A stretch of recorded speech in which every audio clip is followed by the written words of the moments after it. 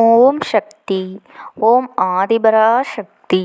என் அன்பு குழந்தையே, இந்த தாயானவளினுடைய அன்பும் ஆசீர்வாதங்களும் உனக்கு என்றென்றைக்குமே முழுமையாக கிடைத்து கொண்டே இருக்கும். உன் வாழ்க்கையில் இன்னும் நீ உயர உயர உனக்கு எவ்வளவு துன்பங்கள் வந்தாலும் இந்த தாயானவளினுடைய ஆசீர்வாதங்கள் உனக்கு முழுமையாக கிடைத்து கொண்டேதான் இருக்கும். நீ எதை நினைத்தும் கவலைப்படாமல் உன்னுடைய முயற்சியை மட்டும் கைவிடாமல் உன் வாழ்க்கையில் நீ உயர்ந்து கொண்டே இருக்க வேண்டும். உனக்கு கஷ்டங்கள் வரத்தான் செய்யும். ஆனால் அத்தனை கஷ்டங்களும் உன்னை சோதிப்பதற்காக மட்டுமே என்பதனை நீ மறந்துவிடக்கூடாது. இன்று உன் அம்மா உனக்கு கொண்டு வந்திருக்கின்ற வாக்கினை நீ மனதார கேட்க வேண்டும். உனக்கு முக்கியமான செய்தியோடு வந்திருக்கின்றேன். இந்த செய்தியை கேட்டு முடிக்கும் நேரம் உன்னுடைய இல்லத்தில் நீ செய்ய வேண்டிய வேலைகள் உனக்கு நிறைய இருக்கின்றது. என் குழந்தையே, அம்மா ஒரு விஷயத்தை யோசிக்காமல் உன்னிடத்தில் கொண்டு வந்து சேர்க்க மாட்டேன். அந்த வகையில் இன்று நான் உனக்கு சொல்லக்கூடிய இந்த செய்தியானது உன்னுடைய வாழ்க்கையில் நடக்கக்கூடிய ஒரு முக்கியமான விஷயத்தை புரட்டி போடக்கூடிய செய்தியாக இருக்கும்.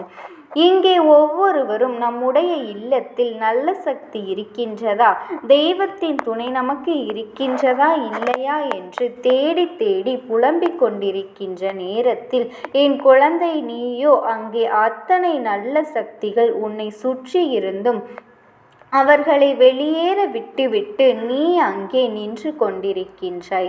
நல்ல சக்தி என்பது உன்னுடைய இல்லத்தில் இருக்கின்றது என்று உன் அம்மா நான் உனக்கு பலமுறை சொல்லி இருக்கின்றேன். ஆனால் அவர்கள் வெளியேறுவதற்கு இப்பொழுது உன்னுடைய குடும்பத்தில் இருக்கின்றவர்களே மிக முக்கியமான காரணமாக இருக்கின்றார்கள் என்றால் அதை என்னவென்று கவனிக்க வேண்டியது அவசியம் அல்லவா? இது போன்ற ஒரு விஷயம் நடக்க ஒரு பொழுதும் நீ அனுமதிக்க கூடாது. இது போன்ற ஒரு விஷயம் உன்னுடைய வாழ்க்கையில் நடக்க நீ எப்பொழுதுமே ஏற்றுக்கொள்ள கூடாது.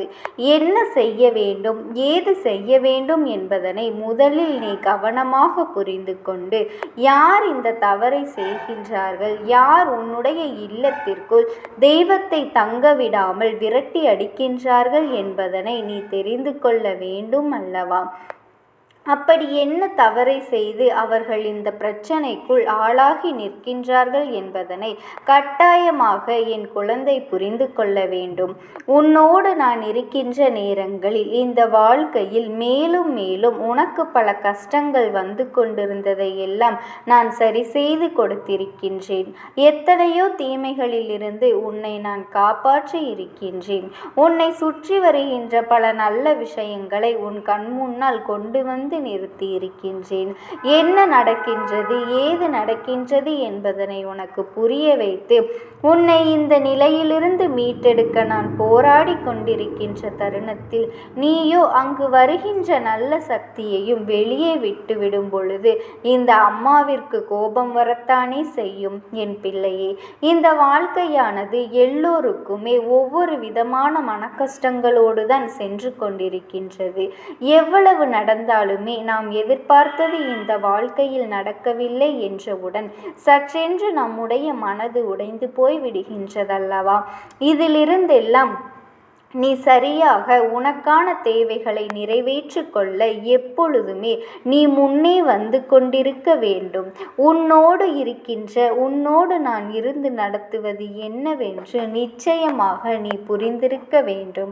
இந்த சூழ்நிலைகள் எல்லாமே மாறி இந்த வாழ்க்கையில் உனக்கான நன்மைகள் எல்லாமுமே கிடைக்கின்ற நேரம் அம்மாவின் வார்த்தைகள் உன் செவி வந்து சேர்ந்தது. அந்த நொடியில் என் பிள்ளை தன் வாழ்க்கையை மீட்டெடுக்க நீ செய்த முயற்சிகள் அத்தனையுமே உனக்கு கை கொடுக்காமல் போனதற்கு காரணம் என்ன தெரியுமா? எவ்வளவோ தெய்வங்கள் உன்னை சுற்றி வந்து உனக்கு நல்லது செய்ய நினைத்திருந்தாலுமே இவர்களின் எண்ணங்களினால், இவர்களின் செயல்களினால் உன்னுடைய வாழ்க்கையில் நல்லது நடக்காமல் போனது. தெய்வத்தை விரட்டியடித்து விட்டார்கள். என் குழந்தையே, அம்மாவின் வார்த்தைகளை கவனமாக கேள். உன்னுடைய இல்லத்தில் இப்படி ஒரு தவறு தவறு நடக்கின்றது என்றால் உடனடியாக அதனை நீ தடுத்து நிறுத்த வேண்டும். இந்த ஒரு விஷயம் உன்னுடைய வாழ்க்கையில் நடக்காமல் நீ பார்த்து கொள்ள வேண்டும். என்ன நடக்கின்றது, ஏது நடக்கின்றது என்று என் பிள்ளை நீ யோசித்து கொண்டிருக்கின்ற இந்த நேரத்தில், இந்த வாழ்க்கையில் உனக்கான தேவைகள் அத்தனையுமே நிறைவேறி கொண்டிருக்கின்றது என்பதனை முதலில் நீ புரிந்து கொள்ள வேண்டும். கஷ்டங்களையும் துன்பங்களையும் நம் வெளியில் இருப்பவர்கள் கொடுப்பார்கள் என்று நாம் பார்த்தோமேயானால், இங்கு இருப்பவர்களே இந்த கஷ்டங்களை நமக்கு கொடுத்து கொண்டிருக்கின்றார்களே என்று என் பிள்ளை யோசிக்கின்றாய் அல்லவா? இவர்களை நம்மால் திருத்த முடியுமா? நாம் சொன்னால் இவர்கள் கேட்பார்களா?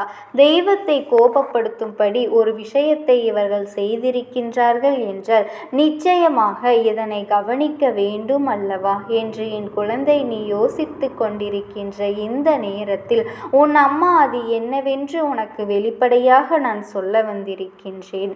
என் குழந்தையே, உன்னுடைய இல்லத்தில் இருக்கின்றவர் ஒருவரினுடைய மனது எப்பொழுதுமே தேவையில்லாத விஷயங்களை பற்றியும் அடுத்தவர்கள் வாழ்க்கையை கெடுப்பதை பற்றியும் மட்டுமே யோசித்து கொண்டிருக்கின்றது.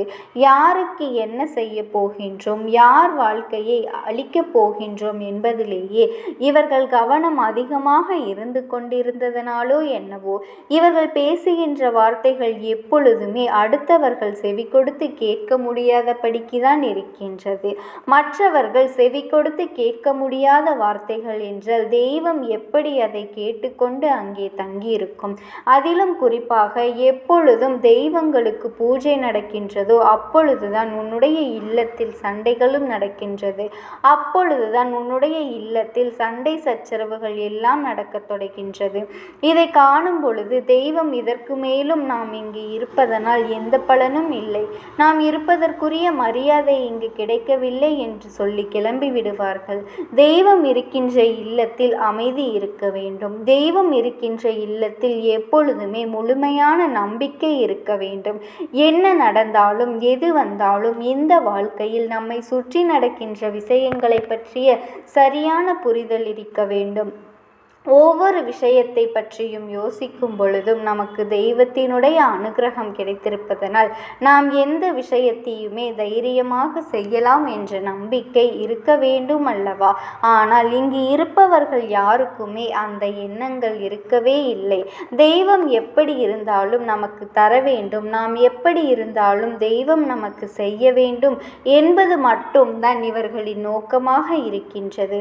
இது மட்டும்தான் இவர்களின் எண்ணமாக இருந்து கொண்டிருக்கின்றது. அப்படியானால் தன்னை சுற்றி நடக்கின்ற எந்த விஷயங்களை பற்றியுமே இவர்கள் ஒரு துளியளவும் கூட சிந்திப்பதில்லை என்பது எனக்கு நன்றாகவே தெரிந்துவிட்டது. என் தங்க குழந்தையே, எந்த விஷயங்களை பற்றியுமே எந்த ஒரு கவலையுமே இல்லாமல் தெய்வம் வந்தால் என்ன, சென்றால் என்ன என்பது போல இருந்து கொண்டிருந்தால் தெய்வத்தின் அருள் எங்கிருந்து கிடைக்கும்? தினமும் விளக்கேற்ற வேண்டும், பூஜை அறையை சுத்தம் செய்ய வேண்டும். நாம் எல்லாவற்றையும் சரியாக செய்கின்றோம், நமக்கு தெய்வம் நல்லதை நடத்தி தந்தே ஆக வேண்டும் என்று நினைக்கின்றவர்கள் இங்கு நிறைய பேர் இருக்கிறார்கள். ஆனால் அதே நேரத்தில் தன்னுடைய மனதில் சுத்தம் இல்லை. தான் மற்றவர்களுக்கு தீங்கினை நினைக்கின்றோம், எப்பொழுதும் யார் வாழ்க்கை அழியும் என்று எதிர்பார்த்து காத்து கொண்டிருக்கின்றோம் என்பதனை புரிந்து கொள்ள வேண்டும் அல்லவா? எந்த நேரத்திலும் எந்த விஷயங்களை பற்றியும் சரியாக புரிந்து கொள்ளாமல் தன்னை சுற்றி நடக்கின்ற ஒவ்வொரு விஷயங்களுக்காகவும் எப்பொழுதுமே வருத்தப்பட்டும் வேதனைப்பட்டும் கொண்டிருப்பவர்களை எல்லாம் கண்டு என் பிள்ளையே, தெய்வம் அங்கிருந்து சென்றுவிடும் என்பதனை புரிந்து கொள். அம்மா சொல்கின்ற வார்த்தைகள் உனக்கு புரிகின்றதா? என் குழந்தையே, தெய்வம் என்பது என்ன என்பதனை முதலில் நீ புரிந்து கொள்ள வேண்டும். உன் மனதில் இருக்கின்ற நேர்மைக்கும் உனக்குள் இருக்கின்ற தூய்மைக்கும் தெய்வம் எந்நாளுமே செவிசாய்த்து உன்னை தேடி வரும். நீ எப்பொழுதுமே எப்படி இருக்கின்றாய் என்பதனை பொறுத்துதான் தெய்வம் உனக்கு நல்ல பதிலை கொடுக்கும். உன்னை தேடி வருகின்ற ஒவ்வொரு விஷயங்களையும் தெய்வம் என்னவென்று செவி கொடுத்து கேட்கும் என்பதனை முதலில் நீ புரிந்து கொள்ள வேண்டும். இப்படி இருந்தால் நம் வாழ்க்கை இப்படி மாறும் மாறும் என்பது முதலில் உனக்கு தெரிய வேண்டும். மாறாக நாம் என்ன வேண்டுமானாலும் செய்து கொண்டிருக்கலாம், என்ன வேண்டுமானாலும் நடக்கலாம். ஆனால் தெய்வம் நமக்கு இதை இப்படிதான் செய்து தர வேண்டும் என்று நினைக்கின்றவர்களுக்கு மத்தியில் தெய்வம் ஒரு பொழுதும் வராது என்பதனை புரிந்து கொள்ள வேண்டும். இந்த சூழ்நிலைகளை எல்லாம் மாற்றத்திற்கு கொண்டு வந்தால் இந்த வாழ்க்கையில் உனக்கு நல்லது நடந்தால் மட்டுமே இது சாத்தியம்.